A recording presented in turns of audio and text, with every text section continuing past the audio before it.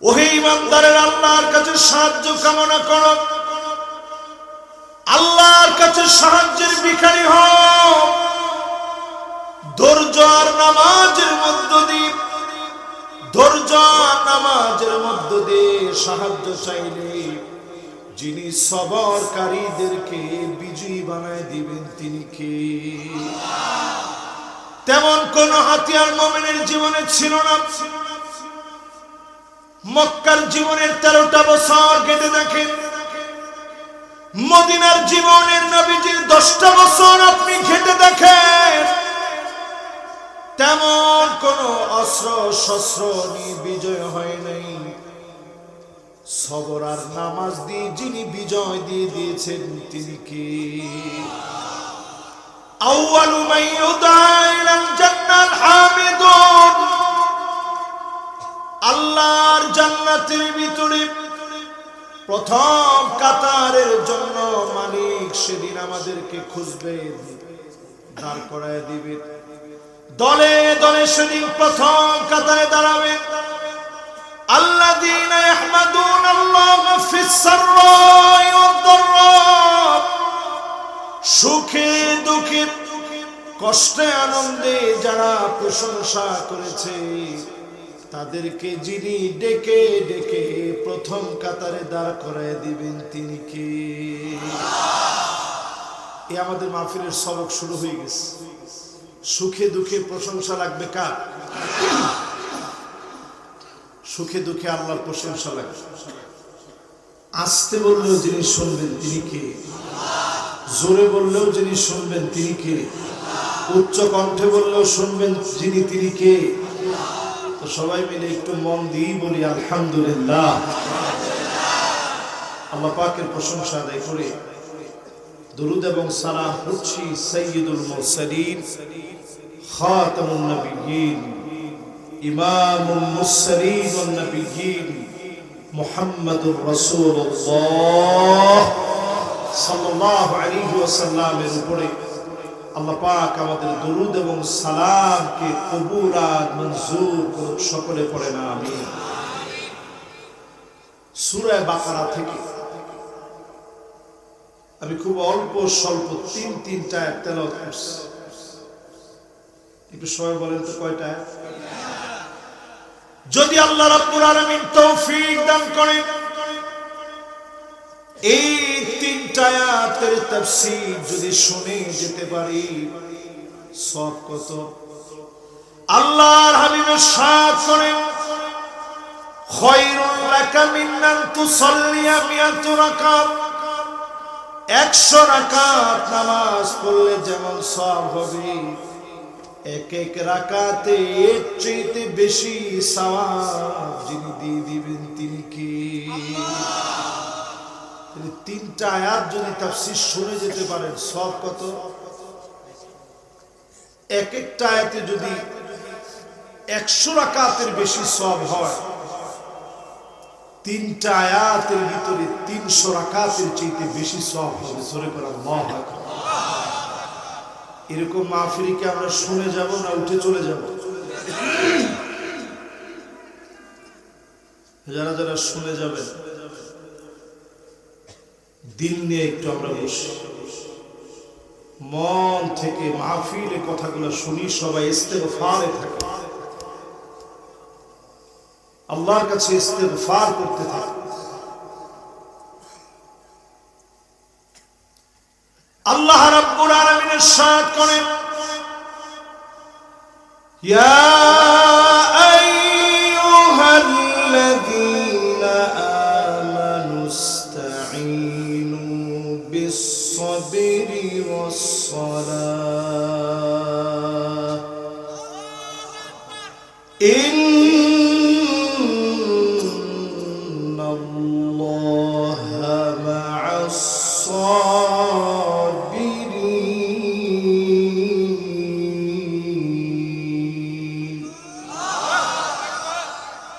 ওহে ইমানদারের আল্লাহর কাছে সাহায্য কামনা করো, আল্লাহর কাছে সাহায্যের ভিখারি হও। ধৈর্য আর নামাজের মধ্য দিয়ে, ধৈর্য আর নামাজ নামাজের মধ্য দিয়ে সাহায্য চাইলে যিনি সবরকারীদেরকে বিজয়ী বানায় দিবেন তিনি কে? তেমন কোন হাতিয়ার মুমিনের জীবনে ছিল না।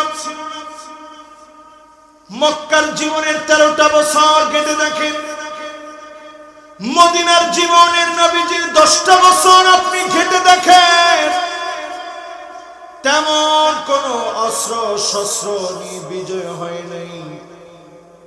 সবর আর নামাজ দিয়ে যিনি বিজয় দিয়ে দিয়েছেন তিনি কে? 16 বছরের হিস্ট্রি মিলা দেখেন, 16 বছরের ভিতরে আপনি একটু চিন্তা করে দেখেন, জালেম জুলুম করেছে, কত রকমের আন্দোলন হয়েছে, সফল হয় নাই। শেষবার যিনি সফল বানায় দিয়েছেন তিনি কে?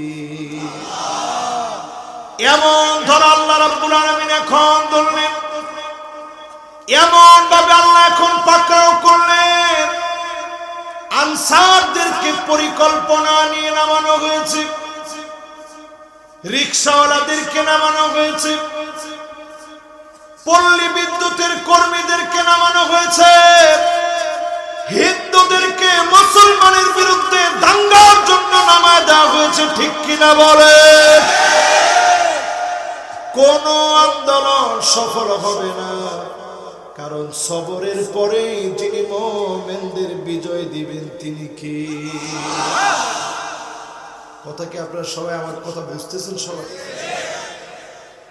শুধু যদি এখন নামাজের কার্যক্রম নিয়ে এগিয়ে যান, থাক বাবা, বাবার এই ক্যামেরাম্যানরা একবারে ক্যামেরা ফিট করবেন বাজার। এমনি রাত 11টা বাজলে আমার মন মানসিকতা এত খারাপ লাগে, তখন আপনারা দেখতেছেন বারবার আমার গলায় ডিস্টার্ব করতেছে, অথচ আমি ঘন্টার পর ঘন্টা কিন্তু বসে সবার সাথে কথা বলছি। এবং বারবার আমার নজরুল ভাই মনে হয় কেশিয়ার না, নজরুল ভাইরা আমি বারবার বলছি যে ভাই আমার একটু তাড়াতাড়ি দিয়ে, 11টা বাজলেই কিন্তু আমার গলায় ডিস্টার্ব করে। ওনারা মনে করছে হুজুর মনে হয় এটা এমনি বলে, তাড়াতাড়ি ঢাকা যেতে হবে এই জন্য মনে হুজুর বলে না। এই কথাগুলো আল্লাহ যদি না চান আমি 1 সেকেন্ড বলতে পারবো, এটা আপনার কাছে মনে হয়? এখানে আমারে পড়াইতে পারে এরকম অনেক আলেম বসা আছে, যে আমার আপনার আদর করে মহব্বত করে এখানে বসাই দিছে। এই কথাগুলো তখনই আমি বলতে পারবো যখন আল্লাহ চাবে। ঠিক কিনা বলে? আমার ক্যামেরাম্যান ভাইরা অনেক কষ্ট করে দূর দারাজ থেকে আসে, কেউ ফরিদপুর, কেউ পাবনা, কেউ পার্বতীপুর, বিভিন্ন জায়গা থেকে আসে। এই জন্য তাদেরকেও আপনারা অন্তত গালাগালি করেন। এরা আসছে কষ্ট করে, এই মাহফিলটা শুধু এই গ্রামে থাকবে না, বিশ্বময় ছড়ায় যাবে। তো তাদের অবদান আছে না নাই? তাদেরকেও আদর করেন, তারাও যেন কোনো ডিস্টার্ব হয় এরকম কাজ তারাও করবে না, তারাও ইস্তেগফার করবে, জবানের মধ্যে ইস্তেগফার থাকবে, মনোযোগ নিয়ে শুনবে। তারাও আমার একেবারে রেগুলার শ্রোতা। এবার সবাই একটু দিন দিয়ে আল্লাহকে একটু ডাক দিয়ে বলেন আল্লাহু আকবার। বিশ্বনবী 27টা যুদ্ধের ভিতরে অংশগ্রহণ করে নেতৃত্ব দিলেন। প্রধান হিসাবে আল্লাহ নবীর লিডার হিসাবে লিডিং দিলেন। 27টা যুদ্ধের ভিতরে আল্লাহ নবী বিশ্ব নবী লিডার ছিলেন, সেনাপতি ছিলেন। আল্লাহ নবী কমান্ড করলেন 27টা যুদ্ধের ভিতরে। সেই যুদ্ধগুলো মিলা দেখেন, বদর থেকে আপনি শুরু করেন, আল্লাহ নবী যুদ্ধের আগের রাতে বদরের সামান্য খানিকটা দূরে মসজিদে আরিশ নামে মসজিদ আছে, ওই মসজিদে গিয়ে নবীজি সিজদায় চলে গেলেন। এত পরিমাণ কান্না শুরু করলেন, আজিজুন কাজিজিল মিরজান, ফুটন্ত পানি ফুটলে যেভাবে টকবক করে আওয়াজ হয়, আল্লাহর নবীর ভিতর থেকে টকবক করে কান্নার আওয়াজ বের হচ্ছে। আল্লাহর নবীর ভিতর থেকে বুক ফেটে কান্নার আওয়াজ বের হচ্ছে। নবীজি সেই জায়গায় কাঁদতেছে। হযরত আলী নিজের কানটাকে নবীজি জবানের সামনে নিয়ে গেলেন। কি বলে নবী এত কাঁদে শুনে আল্লাহর নবী কাঁদতেছেন। ইয়া হাইয়ু ইয়া কাইয়্যুম।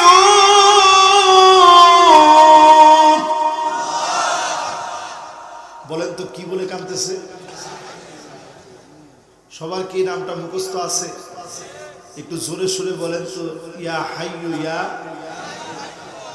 ডাইরেক্ট যদি আল্লাহর কাছ থেকে সাহায্য কামনা করেন, সরাসরি যদি আল্লাহর সাহায্য পেতে চান, ইয়া হাইয়ু ইয়া কাইয়্যুম পড়বেন। যিনি আপনাকে সরাসরি সাহায্য করবেন তিনি কে? বদরের প্রান্তে হযরত আলী আর বুঝতে দেরি নেই। ইয়া হাইয়ু ইয়া কাইয়্যুম নবীজি পড়েছে। চিরস্থায়ী চিরঞ্জীব মালিকের সাহায্য চেয়েছে। নিশ্চিত বিজয় আসবে। অবশ্যই বদর প্রান্তে যিনি বিজয় দিয়ে দিয়েছেন তিনি কে? নবীজি তো মুহাজির সাহাবীদেরকে নিয়ে হিজরত করে তো আসছে।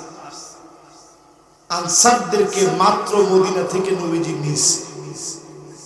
তো নবীজির মনে একটু ভয় লাগতেছিল, না জানি আনসাররা চলে যায়। আল্লাহর নবী বললেন, আনসাররা তোমরা কি করবে? লড়াই তো লেগে যাবে, রক্তক্ষয়ী প্রাণান্ত যুদ্ধ লেগে যাবে, রক্তক্ষয়ী লড়াই। সাল্লাইতা আলা ইব্রাহিম ওয়া আলা আলি ইব্রাহিম ইন্নাকা হামিদুম মাজিদ। আল্লাহুম্মা বারিক আলা মুহাম্মাদ ওয়া আলা আলি মুহাম্মাদ কামা বারাকতা আলা ইব্রাহিম ওয়া আলা আলি ইব্রাহিম ইন্নাকা হামিদুম মাজিদ। সবাই পড়েন বালাগাল উলা বিকামালিহি কাশাফাদ দুজা বিজামালিহি হাসানাত জামিউ খিসালিহি সাল্লু আলাইহি। রাত 11টা বেজে গেলে আমি এরপরে কথা বলতে পারি না মাহফিলে, আমার খুব কষ্ট হয়।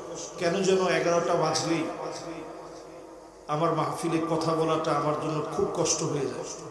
বিরাট একটা চাপ আমি অনুভব করি, কারণ গভীর রাত পর্যন্ত এই মাহফিলগুলো চালানো এটা আসলে শারঈ দৃষ্টিকোণে একেবারেই ঠিক না।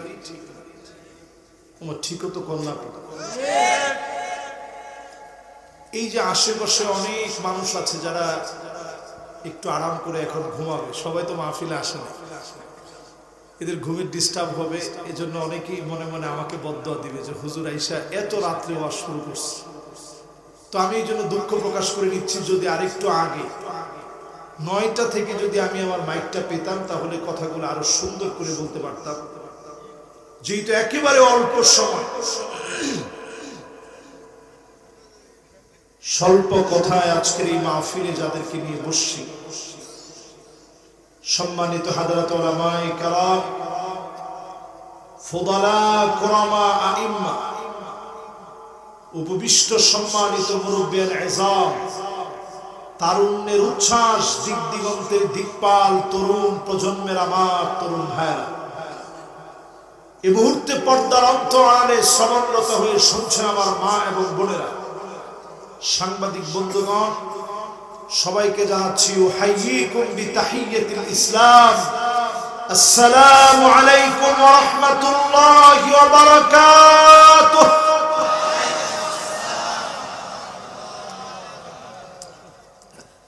যে মহান মালিক দয়া করে মায়া করে আমাদেরকে আদর করে বসিয়েছেন, আপনারা খুশি না বেজার? কম না বেশি?